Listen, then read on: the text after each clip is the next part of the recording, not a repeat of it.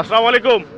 ওয়ালাইকুম আসসালাম ওয়া রাহমাতুল্লাহ। চাচা ভালো আছেন? আলহামদুলিল্লাহ। চাচা আপনি কই থেকে আসতেছেন? আমন্ডলপাড়া থেকে। মন্ডলপাড়া। আপনার বাড়ি কোথায়? ওখানেই। মন্ডলপাড়ায়। মন্ডলপাড়ার কত নম্বর ওয়ার্ড? 26।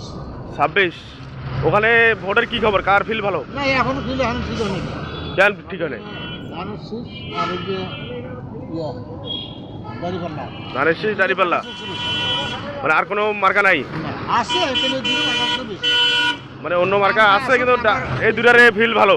হ্যাঁ। তো দুইটার মধ্যে কায় আসবার পারে তোমার ধারণা? আরো বুঝতে পারি না এখন।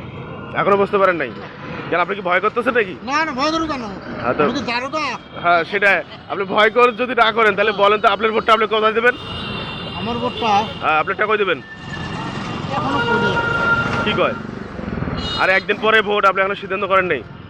সিদ্ধান্ত আছে এখন তো কন নির্ভয় কন, কোনো ভয়ের দরকার নাই, নির্ভয় কন। হ্যাঁ দেশের তো পরিস্থিতি সেই হিসাবে দাড়িপাল্লাটা দেওয়া ভালো। মানে দেশের যে পরিস্থিতি এই হিসেবে দাঁড়িপাল্লা দেওয়া ভালো। কি পরিস্থিতি দেশের? দেশ তো ভালোই চলছে। নায়ক নেতা সবাই চলছে, হ্যাঁ যেমন যেমনটা তেমন চলতেছে। হ্যাঁ এই শাসনটা তো কারো নাই। শাসন নাই। এখন শাসন ঠিক করবার জন্য তোমার দাঁড়িপাল্লা দেওয়া দরকার। হুম তাহলে আপনার ভোট আপনি দাঁড়িপাল্লা দিয়ে দিয়েছেন মনে করেন? না, হয় আর নিয়ত করছেন বলতে দিয়ে দিয়েছেন? দিয়ে দিছে। আচ্ছা আচ্ছা আচ্ছা। তাহলে দর্শক, দাঁড়িপাল্লার এই চাচা একজন ভক্ত, উনি ভোটটা দাঁড়িপাল্লায় দেবে, উনি কোনো ভয় করে না, নির্ভয়ে বলছে।